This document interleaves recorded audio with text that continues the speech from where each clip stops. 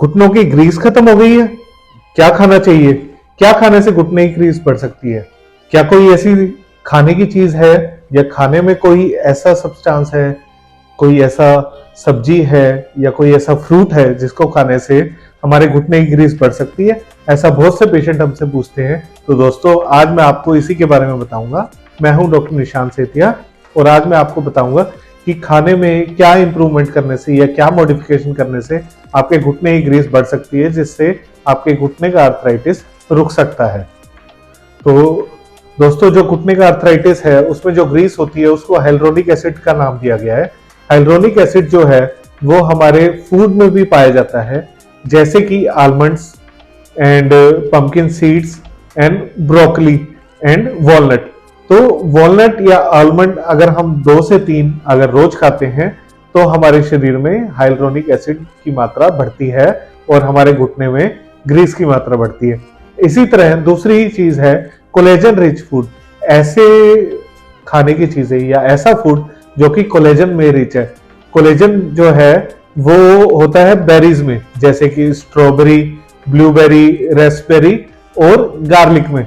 तो इन सब्सटेंस को खाने से जो हमारे शरीर में या हमारे घुटने में कोलेजन की मात्रा बढ़ती है और जो हमारे घुटने की घिसावट है वो कम हो जाती है।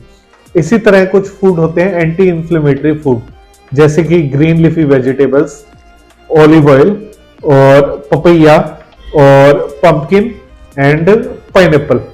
और इनके अंदर ब्रोमेलिन होता है और ब्रोमेलिन जो है वो हमारे घुटने की सूजिश को कम करने में मदद करता है। और ब्रोमेलिन एक ऐसा सब्सटेंस है जो कि कुछ दवाइयों में एज ए कंस्टिट्यूएंट भी डाला जाता है, जो कि कहीं भी चोट लगने या कोई भी शरीर में सूजिश हो उसको कम करने के लिए उस दवाई का प्रयोग किया जाता है।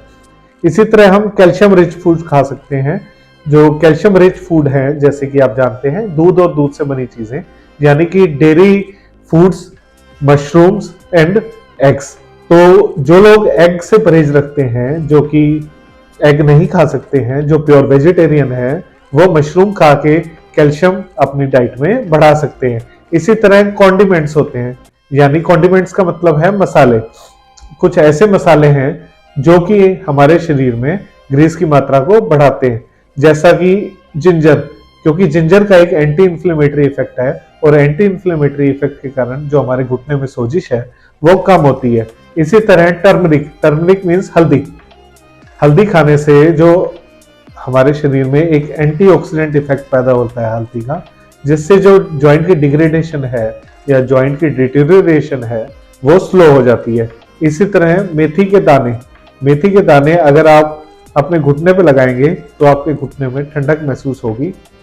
इसी तरह एप्पल सीडर विनेगर, जो कि एक एंटीऑक्सीडेंट की तरह काम करता है, ये भी हमारे घुटने को दर्द को कम करने में मदद करता है।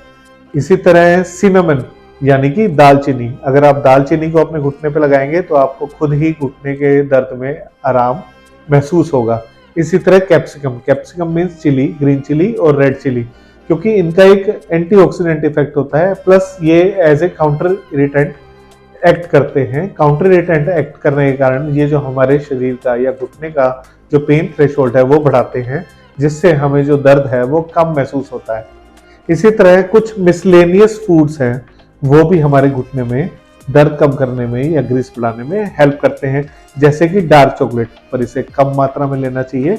और डार्क चॉकलेट का जो एंटीऑक्सीडेंट इफेक्ट है वो हमारे घुटने के दर्द को कम करने में मदद करता है। इसी तरह ग्रीन टी और इसी तरह कोकोनट वाटर।